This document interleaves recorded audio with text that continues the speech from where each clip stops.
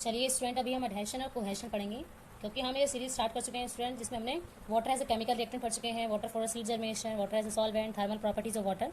अभी हम पढ़ रहे हैं adhesion and cohesion. Adhesion and cohesion essentially refer to the stickiness, ठीक है। एडहेशन और कोहेशन को अगर बात करें दूसरा समय तो इसको कहेंगे स्टिकीनेस, ठीक है, जो कि वाटर का जो मॉलिक्यूल होगा have to each other and for other substances. देखिए, एडहेशन और cohesion essentially refer to the stickiness that water molecule have to each other and other substance. These attribute are due to the extensive hydrogen bonding. ये attribute मतलब collect कैसे होंगे, क्योंकि इनके पास hydrogen की bonding extensive होगी, ज़्यादा होगी, ठीक है। Water drop remain a drop on account of cohesion, और जो वाटर की ड्रॉप होगी वो ड्रॉप ही रहेगी, वो कोहेशन के थ्रू। Mutual attraction between the molecule, for example mutual attraction हो मॉलिक्यूल्स के बीच में। For this to occur the area of an air water interface need to be increase. इसके लिए अगर हमें मॉलिक्यूल का या फिर म्यूचुअल अट्रैक्शन करवाना है मॉलिक्यूल के बीच में, तो क्या होना चाहिए, area should be air water interface.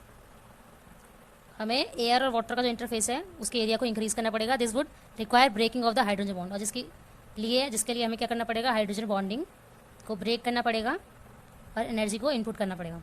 This energy needed to increase the surface area of a gas liquid interface is called surface tension. देखिए, अगर ये जो एनर्जी हमें जो चाहिए सरफेस एरिया जो है गैस लिक्विड इंटरफेस का इंक्रीज करने के लिए चाहिए, उसे हम कहेंगे surface tension.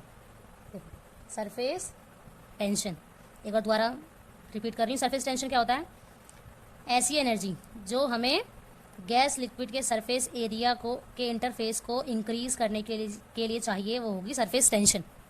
High surface tension make the water drop spherical. देखिए, अगर सरफेस टेंशन ज़्यादा होगी तो जो वाटर का ड्रॉप होगा वो स्फेरिकल होगा।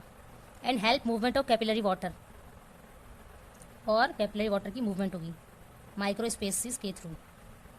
Another related characteristic is adhesion, और दूसरा हम पढ़ने जा रहे हैं adhesion, which is the attraction of water to a solid face. ये होगा वाटर का अट्रैक्शन सॉलिड फेस के साथ। In plants water sticks to the cell wall to the tracheary element. देखिए, जो प्लांट होता है, प्लांट में वाटर स्टिक होगा सेल से, सेल वॉल से, ट्रैकरी एलिमेंट के सेल वॉल से वाटर स्टिक होगा, जाइलम, ठीक। This again is on account of extensive hydrogen bonding. ये हमें दोबारा से अकाउंट हम देख रहे हैं यहाँ पर होगी extensive hydrogen bonding. Both adhesion and cohesion contribute to another related property. तो both adhesion and cohesion contribute to another related properties. देखो, दोनों अपने रिलेटेड प्रॉपर्टी पे कंट्रीब्यूट करेंगे। For example, tensile strength. Tensile strength can be defined as maximum force per unit area. Tensile strength क्या होती है, इसको हम डिफाइन कर सकते हैं maximum force, जो कि एक यूनिट एरिया पे लग रहा है, ठीक है। That a continuous water column can withstand before breaking. This property is characteristic of the metals, और ये प्रॉपर्टी जो है मेटल की कैरेक्टरिस्टिक है। Water is an exception. Water is an exception and exhibit a high tensile strength. Water के पास high tensile strength 30 megapascal की होती है, ठीक है।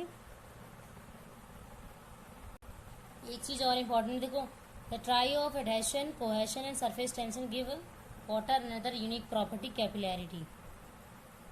देखिए,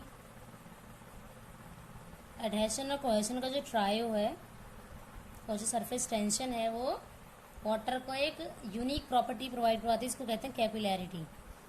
कैपिलैरिटी क्या होता है, वाटर कॉलम की एबिलिटी, जो कि कॉन्टिन्यूस कॉलम को राइज करती है प्लांट्स में, ठीक।